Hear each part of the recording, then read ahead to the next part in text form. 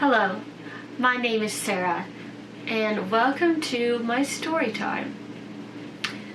I have rolled the dice, the cast is set, and so settle in for a brand new fairy tale.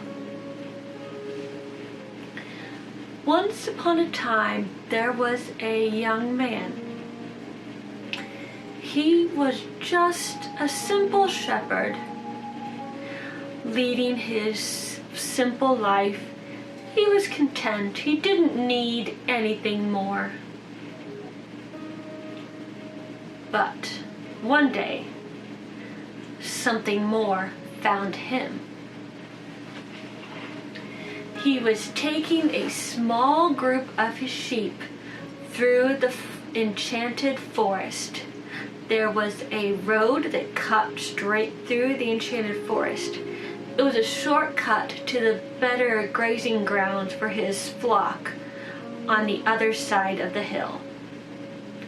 He was taking them through when suddenly he heard a very loud animal coming somewhere in the woods. He didn't know where to look. All of a sudden, a huge bear appeared almost right in front of him. Well, he didn't know what to do. So he just looked at the bear, and the bear looked back. And then the bear spoke to him, which the shepherd was not expecting.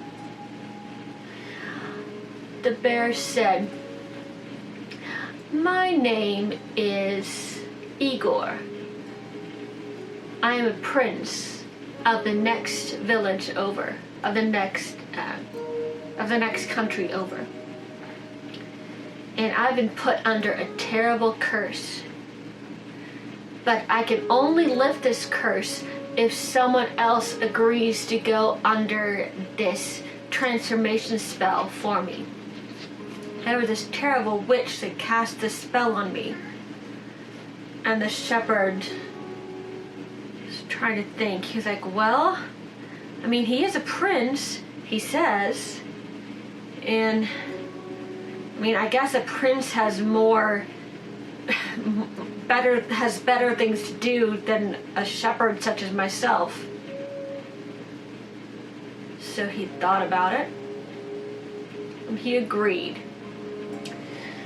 So the bear produced a magic contract for him to sign, saying that he would endure the transformation spell for 3 days. The prince needed 3 days to get to his kingdom, tell them he was all right, give a few messages, and then he would come back to fulfill the rest of his sentence that the witch had bestowed upon him. The witch had cursed him to live as a bear for 5 years. All the prince wanted to do, he said, was go back to his kingdom for 3 days, tell them he was all right, give some messages, give some instructions on what to do in his absence, and he would be back. Now the shepherd thought this was all very strange. He'd never heard of such a thing. He'd never heard of witches putting prison terms in their spells. But he read the contract over, and it was just as the prince described. The shepherd would take the punishment for the prince for 3 days only, starting tonight at sundown and ending 3 days hence at sundown. So he read it over and he signed it. The moment he lifted the pen from the paper,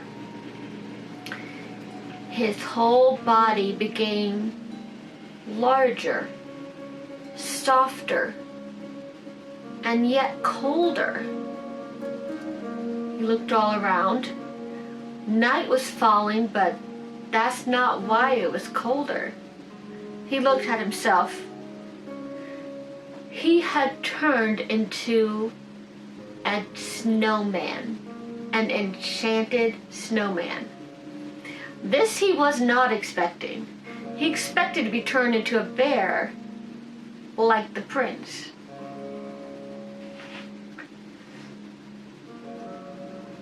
As soon as the shepherd got over the shock of becoming a snowman, he looked up and he saw where the bear had been a moment before. He saw a handsome young man just standing there looking amazed at himself, amazed and relieved. The young man ran off toward the kingdom as fast as he could, with not even a thank you or a farewell. And this poor enchanted snowman had to deal with the repercussions of his actions all by himself.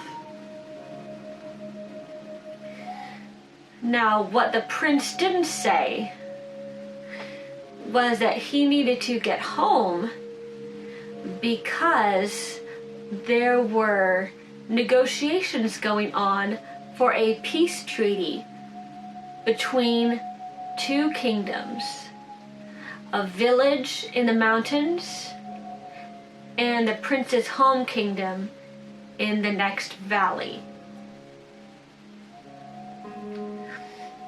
So the prince ran home as fast as he could. It took him almost all night. He got there the next day and did his business as he said he was going to. He negotiated, he pleaded, he promised, he did everything he could. He still didn't know if that would be enough. Meanwhile, the poor enchanted snowman, although he was enchanted, and he did not melt as quickly as a real snowman would have melted, he was still melting.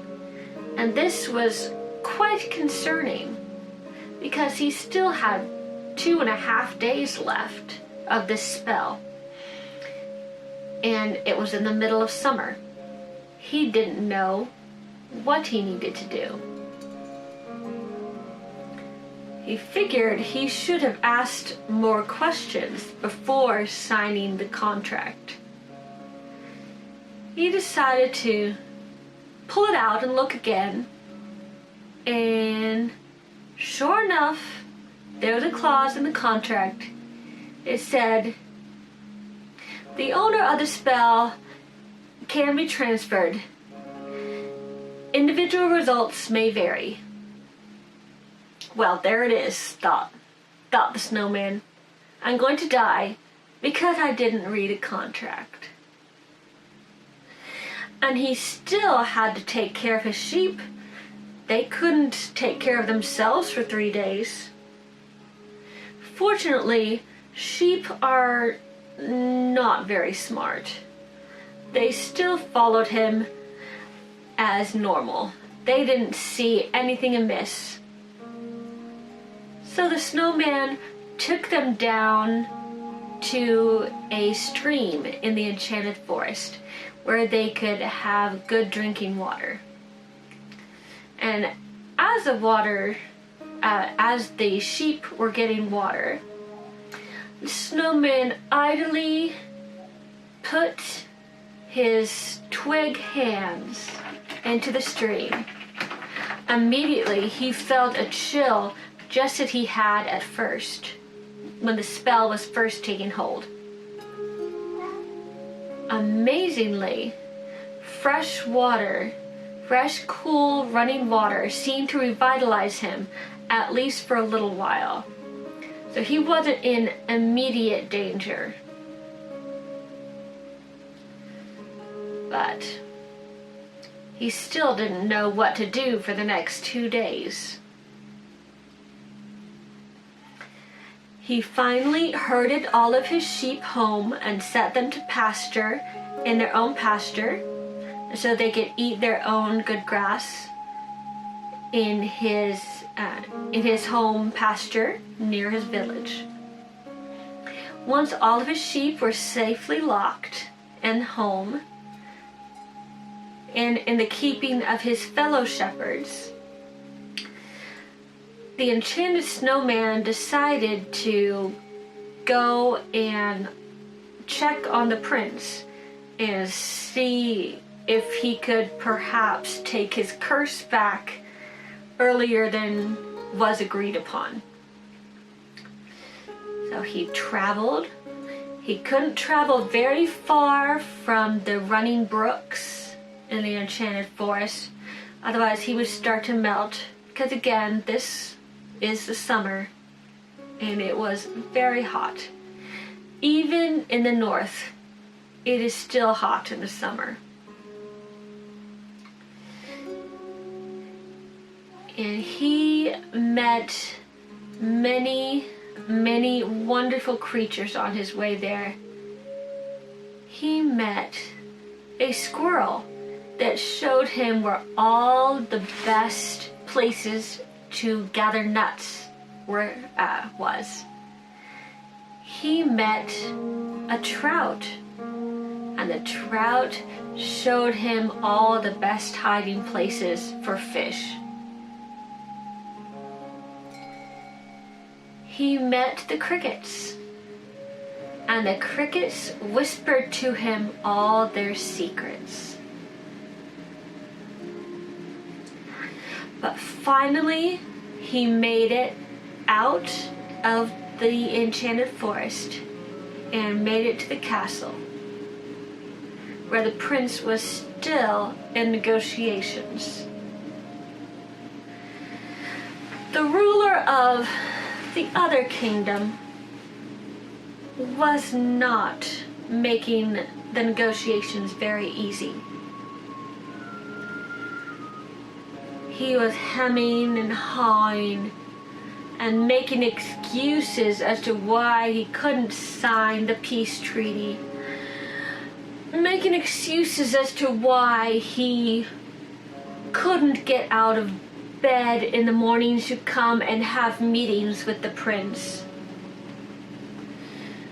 One day he told the prince, on the third day he told the prince, "Oh, I would come down and talk of our peace treaty with you, but it is just too hot. I simply cannot get off this couch in these lovely guest quarters. I simply cannot move a muscle." And the prince didn't know what to say about that. Yes, it's hot. It's summer. What was he supposed to do about it?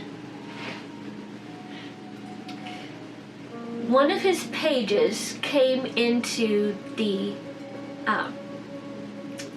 throne room and told him that there was a magic enchanted snowman making puddles in the grand hallway, and would he please invite the snowman in and please make sure he didn't make a mess. And the prince reluctantly invited him in. And the snowman asked, "Well, have there been any updates? Are you able to take your curse back upon you? For to tell the truth, this is more than I bargained for." And the prince explained he still had several hours to go, and he still had to get the other king to sign the peace treaty still. Yes, the other king is now requesting to be left alone because it's too hot, the prince bemoaned. and I don't know what to do." And the enchanted snowman thought about it for a minute. He looked at the puddle that was melting on the floor, and he said, "Well, maybe I can do something about that." He went upstairs to the guest quarters where the king was resting. And to the shock and horror of everyone, including himself, the enchanted snowman carved off shaved ice and gave it to the other king. He sacrificed a part of himself for the good of the kingdom. The prince was aghast. He didn't know. This he was not expecting.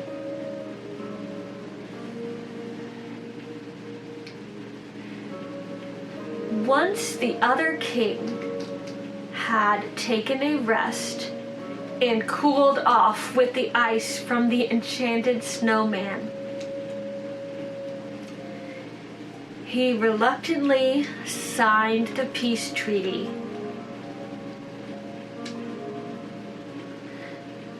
And the poor snowman was left upstairs, a much smaller snowman than he had started.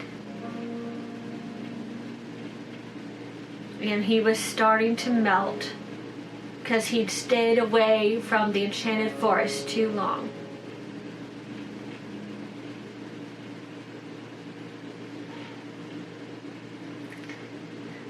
And then, one by one, his animal friends from the forest walked into the room. The squirrel, the crickets, and birds he had met. They all walked into the room. The snowman looked on with amazement as they also transformed into humans. Unbeknownst to him, he had met a coven of good witches in the enchanted forest, the keepers of the enchanted forest.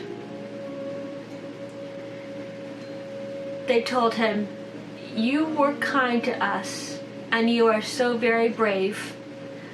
We had to take care of you." So they all stood in a circle around the poor snowman, and they sang an enchanted song from time immemorial. It was a healing song. And as they sang it, the prince turned back into a bear. The snowman turned back into a human. And the witches healed all of his injuries.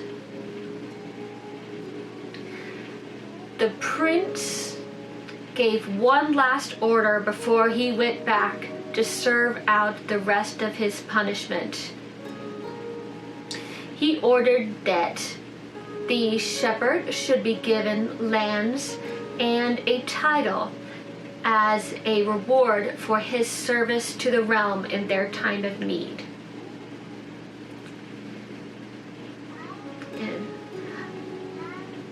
And the good witches let off the bear a year early for good behavior.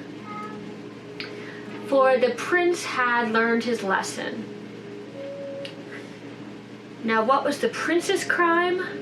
Well, that's a story for another time. The story for today is done. They all lived happily ever after.